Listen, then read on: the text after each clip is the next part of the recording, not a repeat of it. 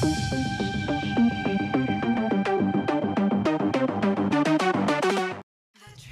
what's up guys, Bajheera here.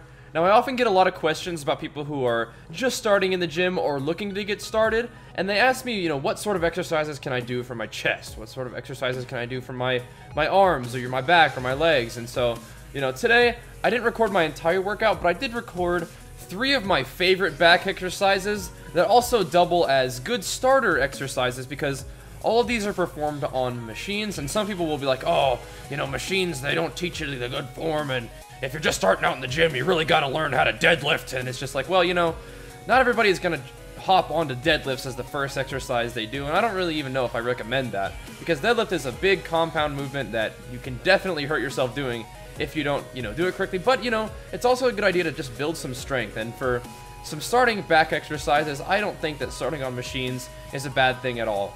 Now, what I'm doing here is a seated row, and now you should be able to find these sort of machines anywhere in any sort of gym that you go to.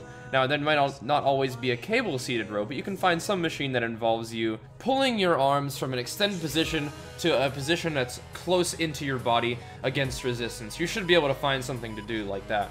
And depending on how you pull, depending on which muscles you focus on using, that can work your entire back really, really well. You'll notice when I come forward, I'm allowing the stretch aspect of this exercise to really pull on my upper back, and then when I pull my hands in towards my body, I'm really squeezing with my lower lats as well. Now here's another exercise that I like a lot. This is like a pullover, although you're not really actually pulling it over your head or anything like that, but the idea remains. And what you're doing here is you are pulling with your I imagine on any back exercise pulling with my elbows. I'm trying to keep my hands extended, but I am pulling with my elbows, and I'm really trying to feel that resistance in the wide part of my lat. So basically that muscle that sits right under your armpit in your back. And I'll hop back and forth between that exercise, that little pullover, and these pull downs. And those two together will really, really engage the wide part of my lat. And even when I'm doing my pull downs, at the very end of the movement, I will try to pull with my upper back just to get as much out of that lat pull down motion as I can. And one of the reasons why I'd recommend people, try using lat pull down machines over pull-ups is because, dude, when people are starting in the gym, not everybody can do a full pull-up, but you can do a little bit of weight on that lat pull down machine and get a quality 8 to 10 reps in there, or however many reps you'd like to do.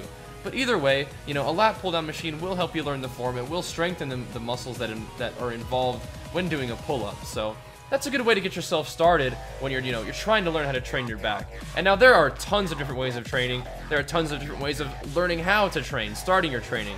When I was younger, I started doing machines. That helped me get a really strong foundation, and I've since transitioned into doing more free weight stuff, more big compound movements like the deadlift for my back as well, like rack pulls, and that's not a huge compound movement, but it's heavy weight that helps your back. But I think starting off with some of these exercises would be a really good decision for you guys looking to get started in the gym. So if you guys have any other questions, please feel free to ask. I love answering them, even in the form of videos like this. But once again, guys, thank you so much for watching.